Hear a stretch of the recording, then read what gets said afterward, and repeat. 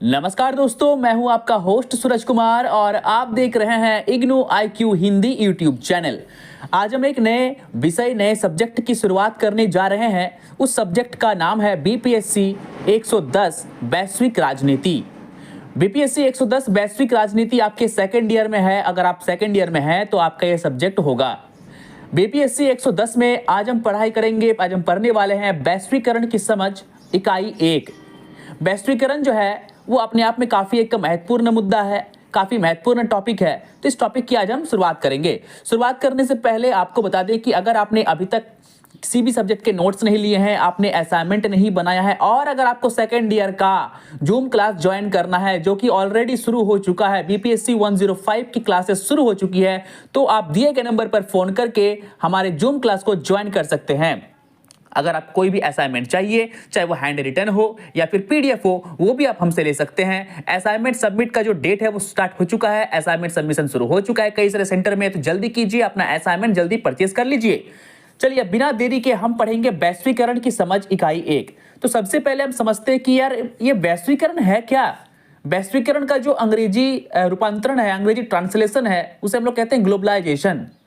वैश्वीकरण यानी विश्व की बात यहाँ पे आ रही है। इस शब्द को अगर हम ध्यान से देखिए, वैश्वीकरण को, यहाँ पे विश्व की बात आ रही है, यानी पूरा का पूरा विश्व, ठीक है, जब एक ही धागे में बंध जाए, पूरा का पूरा विश्व, विश्व के जितने भी सारे देश हैं सभी आपस में मिलकर व्यवसाय करने लगे, भारत की संस्कृति जो है वो बाहरी देश मानने लग जाए। जैसे कि मान लीजिए भारत की हिंदू संस्कृति है, हिंदू कल्चर है, इस हिंदू कल्चर को अमेरिका बोलिए, इटली बोलिए, उसके बाद जो है आप रशिया बोलिए, जर्मनी बोलिए, वहाँ पे बहुत ही ज़्यादा प्यार मिल रहा है। हमारी संस्कृति जो है रशिया में फल फूल रही है, वहाँ के लोग जो है वो कृष्ण भगवान की पूजा कर रहे हैं।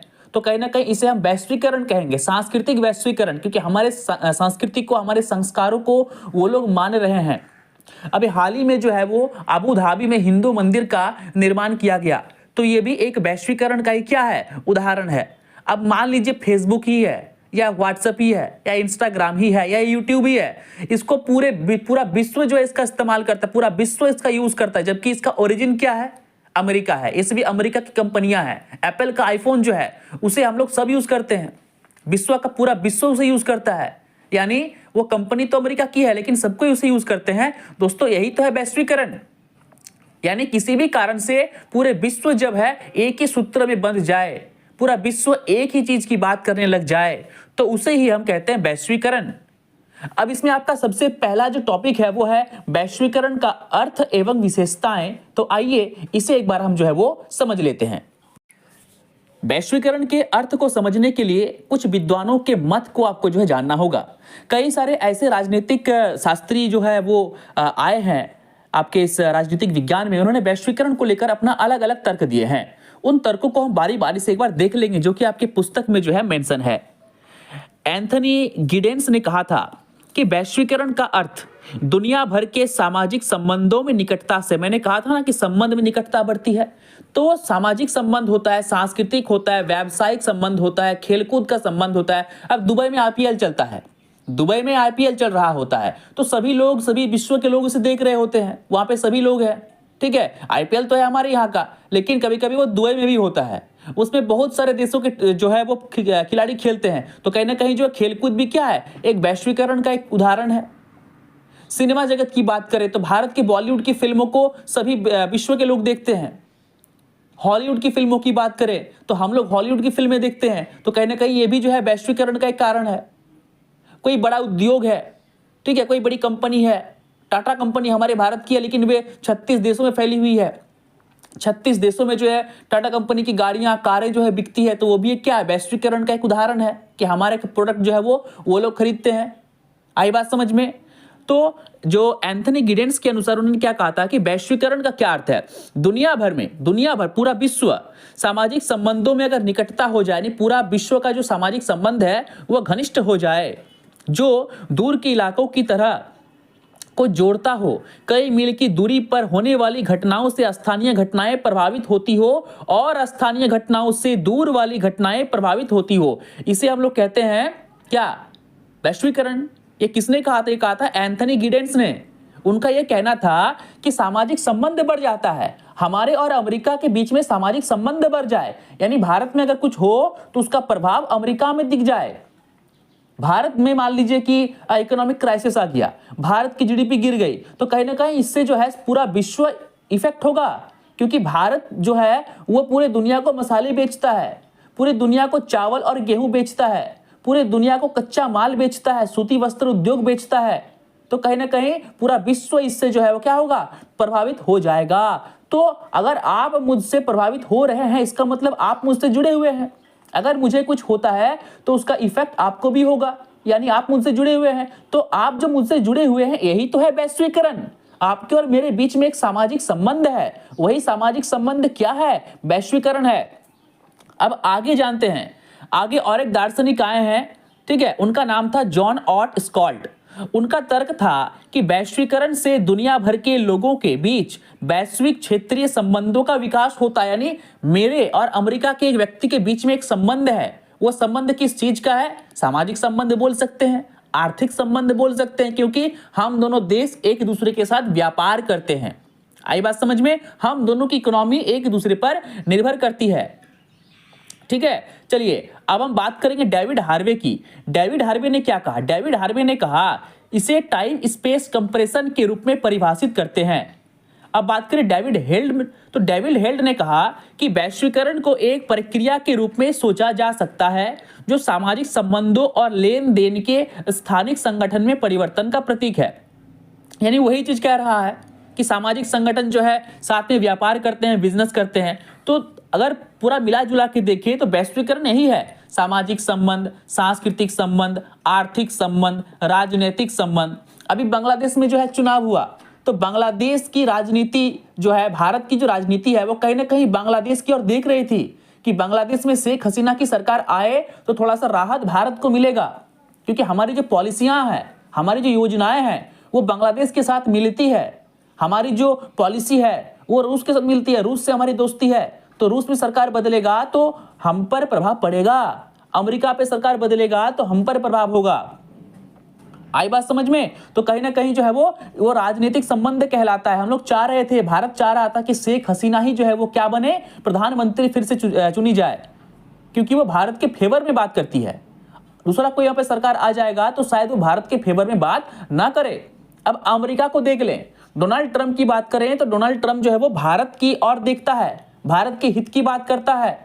लेकिन जो बाइडेन को देखे तो जो बाइडेन थोड़ा सा जो है ना वो भारत विरोधी है, एंटी इंडियन है वो, या एंटी इंडिया है, ठीक है। तो कहीं ना कहीं जो है ये राजनीतिक संबंध भी ये दर्शाता है कि ये वैश्वीकरण है। अब देखिए, अब जो है हमने वैश्वीकरण का अर्थ को पढ़ लिया, अब हम पढ़ेंगे इसकी विशेषताएं। तो इसकी कुल 5 विशेषताएं हैं, वो 5 विशेषताएं क्या क्या है आइए हम देखते हैं। सबसे पहला जो विशेषता है वो है कि जो ये वैश्वीकरण है ये क्षेत्रीयता के परे जाकर बात करता है।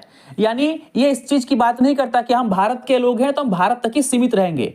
हम ऐसा होता नहीं है बहुत कोई लोग कि जो है नहीं हम जो है अपने लोगों को ही सामान बेचेंगे, किसी बाहर के लोगों को सामान नहीं बेचेंगे, हमारे यहाँ कोई बाहर का लोग नहीं आएगा। तो क्षेत्रीयता से परे है, ये पूरे विश्व की बात करता है। हम लोग अगर इटली आके हमको बोले या चीन आके हमसे कहे कि हम आपसे माल खरीदना चाहते हैं, तो हम क्या बोलेंगे कि नहीं देंगे? हम बोलेंगे नहीं, बिल्कुल आइए, खरीदिए, दीजिए। तो कहीं ना कहीं मेरे और चीन के बीच में एक रिश्ता तैयार होगा, एक रिलेशन बिल्ड होगा।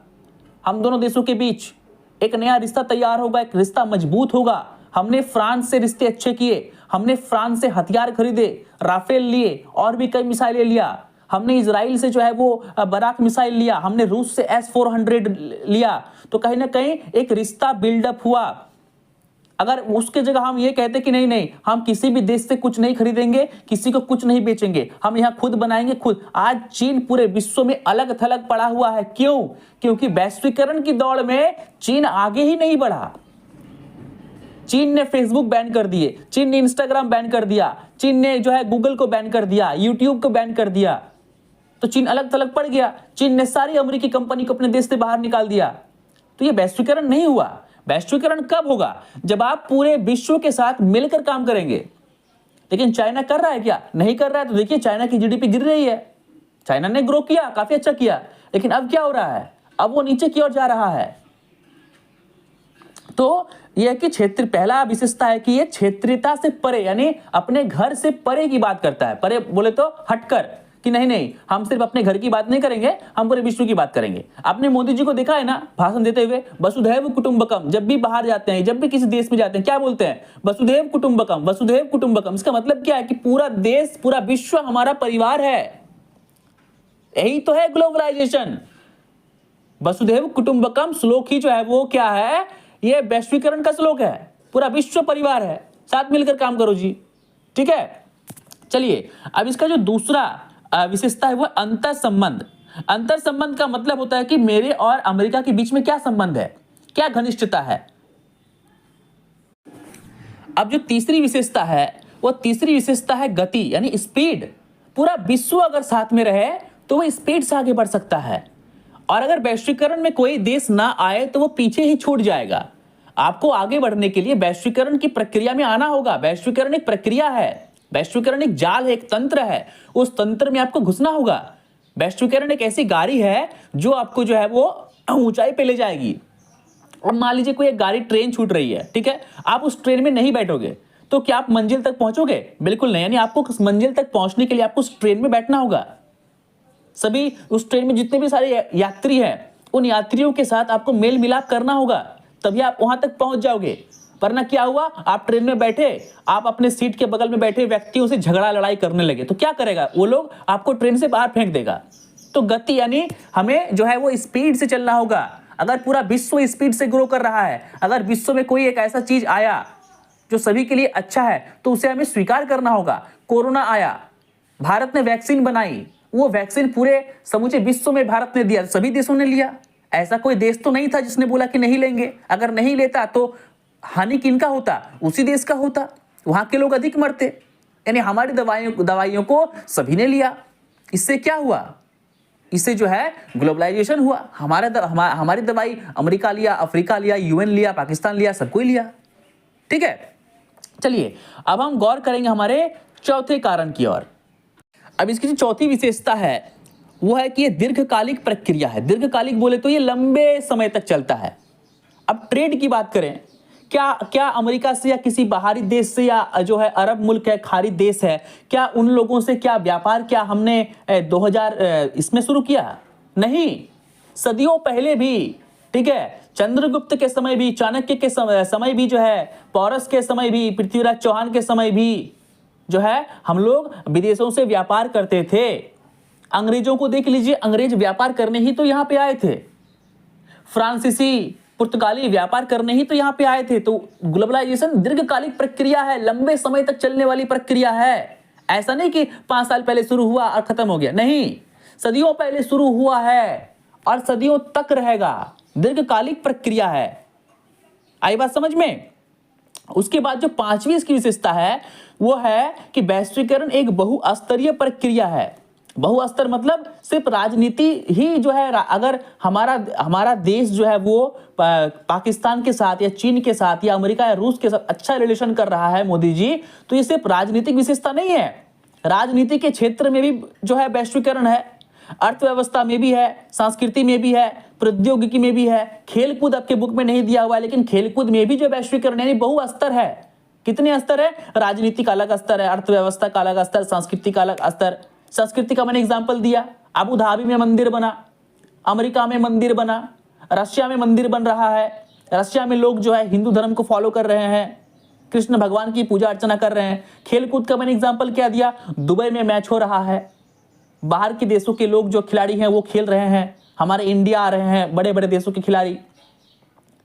आई बात समझ में? चलिए, तो ये हो गया आपका वैश्वीकरण का अर्थ और उसकी विशेषताएं, जो काफी जटिल था, काफी बड़ा था, मैंने आपको अच्छे से एक्सप्लेन किया। अब हम बात करेंगे वैश्वीकरण के चरण की, यानी वैश्वीकरण जो है वो स्टेप बाय स्टेप आगे बढ़ती है। ऐसा नहीं कि एक ही बार में आगे बढ़ गया, ठीक है। हमारा और इजराइल का जो रिलेशन है, या हमारा जो फ्रांस के साथ रिलेशन है, ये एक ही बार में आगे नहीं बढ़ गया। आपने देखा ना कि इजराइल का काफी सपोर्ट करता है इंडिया, फ्रांस जो है काफी सपोर्ट करता है इंडिया का, जर्मनी सपोर्ट करता है इंडिया का, इटली की प्रधानमंत्री, ठीक है, वो भी काफी सपोर्ट करती है भारत को। क्यों? ये तुरंत नहीं हो गया, स्टेप बाय स्टेप हमने रिश्ते को मजबूत किया। हमने उनसे कुछ खरीदे, उन्होंने हमसे कुछ लिया, उन्होंने यूएन में हमारा सपोर्ट किया, हमने उनका सपोर्ट किया। धीरे धीरे धीरे धीरे क्या होता गया, रिश्ता मजबूत होता गया। जब भी आप किसी लड़की से पहली बार मिलते हैं, आप दोनों में दोस्ती होती है, ठीक है, फिर प्यार होता है, फिर शादी होता है, नहीं स्टेप बाय स्टेप वो आगे बढ़ता है। एक दिन आपने मिला और दूसरे दिन शादी कर लिया, ऐसा होता है क्या? नहीं। तो जो वैश्वीकरण उसके चरण होते हैं, आई बात समझ? उन चरणों को हम जो है वो देखेंगे। जब भी हम चरण की बात करते हैं तो सबसे पहले सवाल ये आता है कि वैश्वीकरण तो कहीं ना कहीं से आया होगा। भगवान ने दोस्तों नहीं दिया और नहीं ये उड़कर कहीं से आ गया। किसी देश ने या किसी व्यक्ति ने जो है इसका प्रस्ताव रखा होगा वैश्वीकरण का। तो उसके बारे में चरणबद्ध तरीके से हम पढ़ेंगे। देखिए, एक दार्शनिक हुए हैं, उनका नाम है A.G. हॉपकिंस। उन्होंने एक पुस्तक लिखा, उस पुस्तक का नाम था ग्लोबलाइजेशन इन वर्ल्ड हिस्ट्री। उन्होंने इसमें कहा कि ठीक है कि जो वैश्वीकरण है इसके 4 चरण है। इसके क्या है? 4 चरण है। पहला पुरातन वैश्वीकरण है। पहला चरण क्या है? पुरातन वैश्वीकरण, यानी सबसे पहले का वैश्वीकरण, ठीक है, जो आधुनिक राष्ट्रों के उदय से पहले हुआ था। यानी जब आधुनिक राष्ट्र बोले तो England, America, France, Germany, Italy, ये लोग आए ही नहीं थे, ये लोग अस्तित्व में नहीं थे। उससे पहले से जो है वो क्या वैश्वीकरण चल रहा था। पुराना वैश्वीकरण इसका नाम दिया गया। इस वैश्वीकरण के प्रमुख कारक आदिवासी नेता, समुद्री और थल व्यापारी थे। उन्होंने व्यापार करना स्टार्ट किया। यहां से वहां एक जगह का माल दूसरे जगह वो लोग बेचने के लिए गए। आप मोहनजोदड़ो की सभ्यता को देख लीजिए। आपने ऋतिक रोशन का फिल्म देखा होगा मोहनजोदारो। उसमें ऋतिक रोशन माल बेचने जाता है, माल खरीदने आता है एक जगह से दूसरी जगह। तो वैश्वीकरण की पहली शुरुआत जो है दोस्तों यहां से हुई। अगला चरण जो है, यानी दूसरा चरण जो है वो है प्रोटो वैश्वीकरण। ये जो प्रोटो वैश्वीकरण था यह 1600 से 18वीं सदी के बीच का था, ठीक है, जब राज्य प्रणाली का उदय हुआ। इस चरण में वैश्वीकरण के कारक व्यापारी और दास व्यापारी थे। अब आगे आता है हमारा तीसरा चरण, ठीक है। तीसरा चरण में क्या हुआ? यह चरण था 19वीं शताब्दी का। इसमें आधुनिक या पश्चिम केंद्रित चरण शुरू हुआ। आधुनिक बोले तो जो आधुनिक देश थे, America, England, France, Germany, Italy, ठीक है, इन्हें पश्चिम का, हम लोग नहीं कहते कि वेस्टर्न कल्चर, पश्चिम का देश काफी विकसित है, यूरोप काफी विकसित है, तो वहां से शुरू हुआ। वहां पे औद्योगिकरण हुआ, वहां पे माल बनना शुरू हुआ। वहां की माल, वहां की जूते, बड़े बड़े कंपनियों की शूज, जूते जो है वो विश्व भर में जो है वो बेचना शुरू हुआ। अमेरिका में कार की कंपनी आई, कार बनी, कार कंपनी था फोर्ड। इंग्लैंड के लोग, अंग्रेज लोग जो है भारत में लेके आए क्या? Railway, railway track, railway bridge, बड़ा बड़ा पुल, हावड़ा का पुल, हावड़ा का ब्रिज। तो ये दौर था। और 19वीं सदी के बाद का जो चरण आया वो चरण था इंटरनेट की दुनिया। जैसे ही इंटरनेट का दुनिया आया, पूरा दुनिया जुड़ गया। अभी घर बैठे आप अमेरिका के एक व्यक्ति के साथ बात कर सकते हैं, वीडियो कॉल में उनको देख सकते हैं। आप घर बैठे, कोरोना था, सभी जो है दुकानें, ऑफिस, दफ्तर बंद था, लेकिन क्या पूरा विश्व का काम नहीं चल रहा था? बिल्कुल चल रहा था। क्या अमेरिकी कंपनियों का काम भारत में नहीं चल रहा था? बिल्कुल चल रहा था। वर्क फ्रॉम होम चल रहा था। घर में बैठे काम कीजिए, घर में बैठकर काम कीजिए, चल रहा था। इंटरनेट की दुनिया था। व्हाट्सएप आया, फेसबुक आया, इंटरनेट आया, इंस्टाग्राम आया, गूगल आया, यूट्यूब आया, कई लोग जुड़ गए। आज मैं जूम क्लास लेता हूं घर बैठे हुए। आप दिल्ली में बैठी हुई हैं, आप उत्तराखंड में बैठी हुई हैं, आप कहीं केरल में बैठे हुए हैं, वहां से बैठकर आप जो है वो जूम क्लास ले रहे हैं इग्नू का। तो ये एक अलग दौर था। ये भी वैश्वीकरण है जो मेरे और आप, हमें और आपको जोड़ रहा है। आप केरल से हैं या उत्तराखंड से हैं या दिल्ली से हैं, आपको मुझसे जोड़ रहा है। मैं झारखंड से हूं, मुझसे आपको जोड़ रहा है। यही तो है वैश्वीकरण। ये था इसका चरण। किन किन चरणों में जो है ये आगे बढ़ा। अब आगे हम बात करेंगे वैश्वीकरण के प्रकार के बारे में। देखिए, वैश्वीकरण के प्रकार जो है मैंने आपको पहले बता दिया है कि वैश्वीकरण के कितने प्रकार है, तो फिर भी जान लेते हैं। वैश्वीकरण के 3 प्रकार होते हैं मूल रूप से: आर्थिक, सांस्कृतिक, राजनीतिक, ठीक है। आर्थिक वैश्वीकरण का मतलब क्या होता है? पूरा दुनिया जो है वो एक दूसरे के साथ व्यापार कर रहा होता है। हम लोग हर देश के साथ व्यापार करते हैं। हमारे पास सोया तेल, हमारे पास सोया तेल जो होता है उसकी कमी है तो हम उसे इंडोनेशिया से मंगवाते हैं, मलेशिया से मंगवाते हैं। उनके पास अधिक जो है वो काफी मात्रा में है।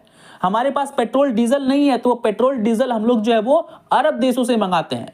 अरब देश के पास चावल नहीं है, गेहूं नहीं है, मसाले नहीं है, तो वो हमसे लेते हैं। यही तो है वैश्वीकरण। ये कहलाता है आर्थिक वैश्वीकरण। अगर हम उन्हें चावल गेहूं नहीं दे, वो दिक्कत में पड़ जाएंगे। हम उन्हें आलू प्याज नहीं दे, वो दिक्कत में पड़ जाएंगे। उनकी देश की इकोनॉमी ठप हो जाएगी।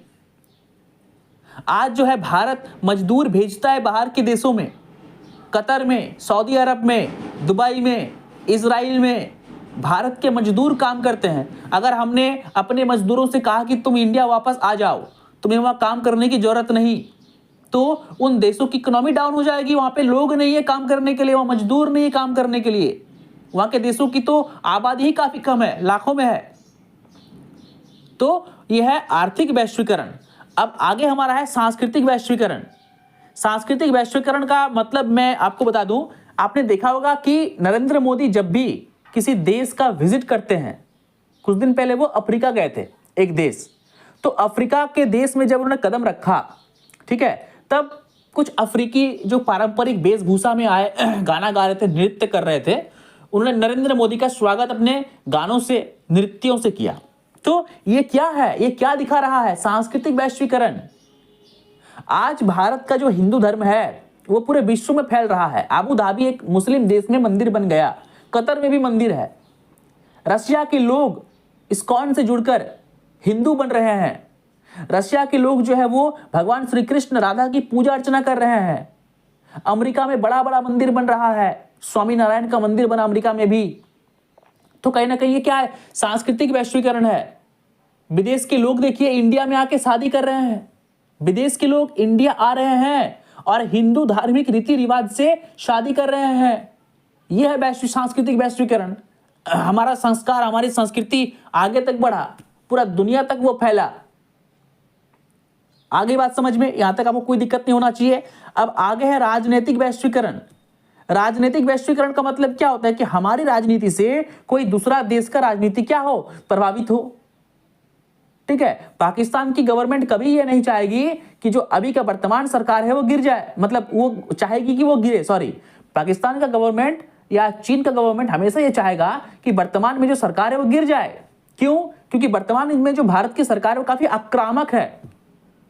ठीक है, काफी आक्रामक है। चाइना पर जो है वो डोकलाम में अटैक कर दिया, चाइना के 40 लोगों को, सिपाहियों को मार दिया। पाकिस्तान में कई बार अटैक हो गया। अपनी नीति को दुरुस्त रखा, पाकिस्तान से कोई रिश्ता नहीं, चीन से कोई रिश्ता नहीं। आपने देखा कि किस प्रकार चीन का बाइकआउट हुआ। चीन का जीडीपी डाउन हो चुका है। भारत में बन रहे हैं खिलौने भारत में बन रहे हैं। पहले क्या होते थे? पहले खिलौने चीन से आते थे, पहले फटाके चीन से आते थे। पहले वो जो बल्ब जलाते हैं दिवाली में, वो बल्ब जो है वो आता था, एलईडी बल्ब, कहां से? चीन से। अब इंडिया में बन रहा है। तो चीन की गवर्नमेंट कभी नहीं चाहेगी कि जो है वो ये सरकार फिर जीते, 24 में फिर ये आए। वो चाहिए कि नहीं, दूसरा कोई सरकार आ जाए, उससे हम डील करेंगे। तो यह है क्या? राजनीतिक वैश्वीकरण। मोदी जी जा रहे हैं अमेरिका, अपना रिश्ता मजबूत कर रहे हैं। मोदी जी जा रहे हैं इटली, फ्रांस, जर्मनी, पूरा देश घूम रहे हैं। यूएई के जो है वो किंग को उन्होंने यहां बुलाया। अहमदाबाद में रोड शो हुआ। मोदी जी अभी फिर वहां गए थे अबू धाबी में मंदिर का उद्घाटन करने के लिए, फिर वहां से कतर गए, रिश्ता को मजबूत किया। यह है राजनीतिक वैश्वीकरण। अब एक व्यक्ति हुए थे डेविड हेल्ड। डेविड हेल्ड ने वैश्वीकरण के सैन्य पहलू पर प्रकाश डाला। वैश्वीकरण यानी सेना का वैश्वीकरण कैसे हो रहा है? भारत और अमेरिका की फौजें मिलकर कोई ज्वाइंट ऑपरेशन कर रही है, कोई प्रशिक्षण हो रहा है, कोई ऑपरेशन हो रहा है। बहुत सारे ऐसे ऑपरेशन है जो हम इंग्लैंड के साथ मिलकर करते हैं, हम जो है वो अफगानिस्तान के साथ मिलकर करते हैं। बहुत सारे ऐसे ऑपरेशन होते हैं जो हम रूस के साथ, जर्मनी के साथ मिलकर करते हैं, अमेरिका के साथ मिलकर करते हैं। आई बात समझ में? हम लोग जो है विदेशों को अपना सामान बेच रहे हैं, हम लोग अपना तोप बेच रहे हैं, पनडुब्बी बेच रहे हैं, अपना ब्रह्मोस मिसाइल बेच रहे हैं, अपना हथियार बेच रहे हैं। भारत भी अब हथियार बेचने में आ गया है। भारत भी अब अपना बनाया बंदूक बेच रहा है, तोप, गोले, बोफोर्स, सब कुछ बेच रहा है भारत। जो हमारे पास नहीं है वो हम खरीद रहे हैं। हमने रूस से S-400 लिया, हमने इजराइल से बराक मिसाइल लिया, हमने जो है वो आपका फ्रांस से राफेल विमान परचेज किया, हमने अमेरिका से बहुत सारे तकनीक लिए। तो यह है सैन्य वैश्वीकरण। अब और एक दार्शनिक हैं मैनफ्रेड स्टीगर। मैनफ्रेड स्टिगर ने एक और आयाम जोड़ा, पारिस्थितिक वैश्वीकरण। जी हाँ, जब भी पूरे पृथ्वी पर जो है वो संकट आती है, जब भी पर्यावरण की बात करते हैं, प्रकृति की बात करते हैं, ग्लोबल वार्मिंग की बात करते हैं, तो किसी खास स्पेशल देश की बात नहीं करते, पूरे विश्व की बात करते हैं। क्या बोलते हैं कि पर्यावरण प्रदूषण से पूरे विश्व को खतरा है, पूरे पृथ्वी को खतरा है, यानी पूरे हर देशों की बात करते हैं। अगर पृथ्वी पर कुछ दिक्कत आएंगी, पृथ्वी पर कोई हमला होगा, मान लीजिए कोई ग्रह, मान लीजिए कोई छोटा सा उपग्रह गिर गया, या कोई अंतरिक्ष से पत्थर का टुकड़ा, उल्का पिंडी पृथ्वी पर गिर गया, तो खतरा किसको होगा? पृथ्वी को ही तो खतरा होगा। यानी तब हम लोग सबको ही मिल जाएंगे, तब ये चीन, भारत, पाकिस्तान कोई दुश्मनी बिल्कुल नहीं रहेगा। सब मिलकर हम लोग क्या करेंगे? पृथ्वी को बचाने का प्रयास करेंगे। अब मान लीजिए कुछ देर के लिए कि हॉलीवुड फिल्मों में दिखाता है कि बाहर का मतलब दूसरा ग्रह का प्राणी एलियन पृथ्वी पर हमला कर दिया। अगर कभी ऐसा हो कि एलियंस जो है वो पृथ्वी पर अटैक कर दिए, तो क्या करेंगे? सभी देश मिल जाएगा, जितने भी 210-15 देश हैं, सभी एक साथ मिलकर उन पर हमला बोलेंगे। तो ये है क्या? पारिस्थितिक वैश्वीकरण। अब आगे आपका टॉपिक है डिजिटल वैश्वीकरण, जिसका अध्ययन हम करेंगे इस वीडियो के पार्ट 2 में। यानी इस वीडियो के अपलोड होने के तुरंत बाद जो है दोस्तों इसका पार्ट 2 भी आएगा, और पार्ट 2 में हम बात करेंगे डिजिटल वैश्वीकरण की। यह था पार्ट 1। वीडियो अगर आपको अच्छी लगी हो तो वीडियो को लाइक कीजिए, आपको चैप्टर समझ में आ गया हो तो थैंक यू का जो एक कमेंट है वो जरूर कर दीजिए, क्योंकि आप थैंक यू लिखते हैं तो हमारा मनोबल और बढ़ता है और अधिक अच्छे से वीडियो बनाने के लिए हम जो है वो इंस्पायर होते हैं। अगर आपको असाइनमेंट चाहिए जो कि सबमिट होना भी शुरू हो चुका है, तो जल्दी से जल्दी जो है आप दिए के नंबर पर फोन करके हमसे असाइनमेंट परचेज कर सकते हैं, पीडीएफ में भी और हैंड रिटन में भी। आप हमारा जूम क्लास भी ज्वाइन कर सकते हैं, आप हमसे किसी भी सब्जेक्ट का नोट्स भी ले सकते हैं।